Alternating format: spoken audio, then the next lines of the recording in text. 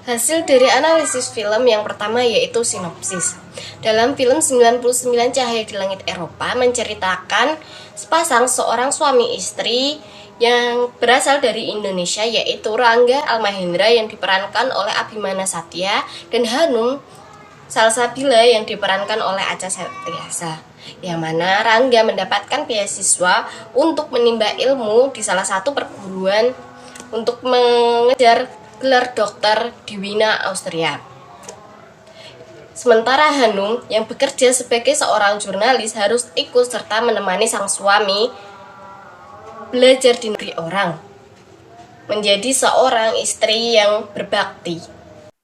Selama 3 bulan lamanya, Hanum menjalani aktivitas tanpa arti. Akhirnya Hanum memutuskan untuk mengikuti kursus bahasa Jerman, yang mana menguasai bahasa Jerman adalah syarat mutlak untuk menetap di Austria.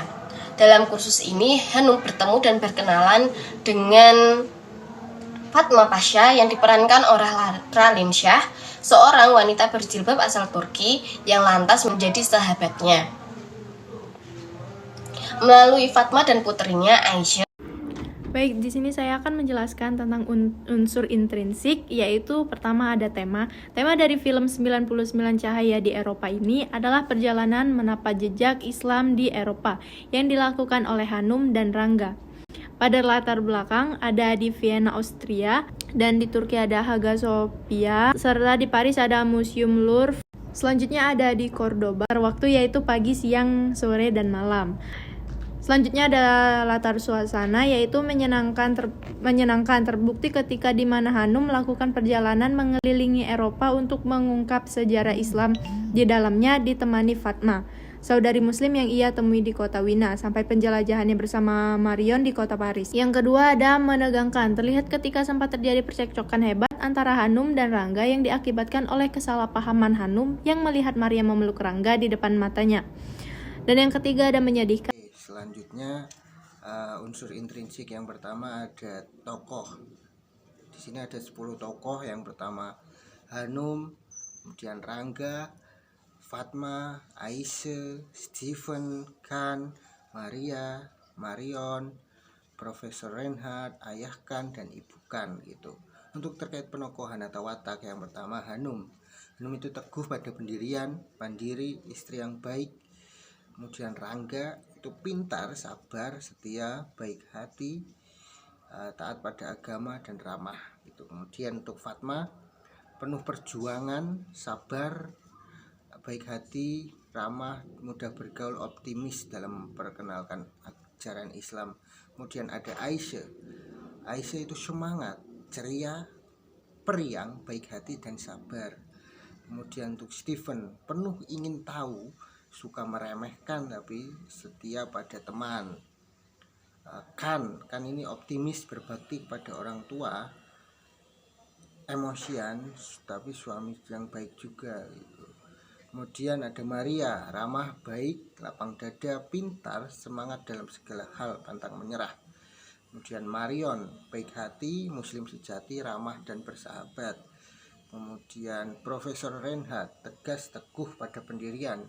Kemudian ada Ayah Khan, rela berkorban, optimis, dan penyayang. Kemudian untuk alurnya yang digunakan itu ada alur campuran gitu. Kemudian untuk sudut pandangnya di sini menggunakan sudut pandang orang pertama gitu. Kemudian untuk amanatnya, yang pertama ada beberapa amanat. Jadikanlah sejarah sebagai pelajaran berharga bagi kita, generasi muslim itu. Kemudian banggalah menjadi seorang muslim dimanapun kapanpun, jangan pernah goyah dengan perkataan orang. Hargailah keyakinan orang lain meskipun berbeda-beda. Tunjukkanlah kepada dunia bahwa Islam itu bukan teroris, sesungguhnya Islam itu agama yang indah dan damai. Mungkin itu. Unsur ekstrinsik dalam film 99 Cahaya di Langit Eropa adalah sebagai berikut. Yang pertama, nilai biografi pengarang dalam film 99 Cahaya di Langit Eropa. Sang sutradara menyuguhkan sebuah cerita yang berdasarkan pengalaman nyata. Sebuah cerita yang akan membuat semua penonton kagum. Nah, sutradara juga bisa membuat gaya imajinasi para penontonnya menjadi lebih ekspresif, seakan-akan penonton itu berada di tempat tersebut dan ikut larut dalam cerita yang disuguhkan. Diawali dengan tokoh utama yaitu Hanum yang diperankan oleh Acha Septriasa ketika menyusul suaminya yaitu Rangga yang diperankan oleh Abimana Arya Satya ke Wina yaitu daerah Belanda dan merasa bahagia karena bertemu dengan Fatma yang diperankan oleh Raline Shah yang menjadi teman kursus bahasa Jerman sekaligus teman perjalanan untuk menjelajah negara-negara di Eropa. Nah, kemudian sampai akhirnya mereka itu berpisah dengan tidak adanya komunikasi setelah Fatma pulang ke Istanbul. Berjalan-jalan tanpa Fatma, Hanum dan Rangga menemui beberapa orang ateis dan akhirnya ketika memutuskan untuk pergi ke Istanbul, mereka bertemu kembali dengan Fatma. Setelah pertemuannya itu, Hanum melaksanakan ibadah haji ke Baitullah di mana tempat itu menjadi puncak cahaya Islam yang ia cari. Nah, kemudian yang ketiga yaitu adalah keadaan lingkungan.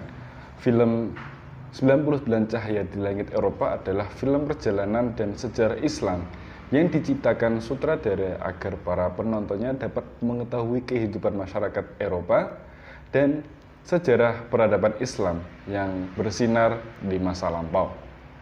Yang di dalamnya banyak terkandung nilai-nilai moral dan syarat akan perbedaan keyakinan dan agama.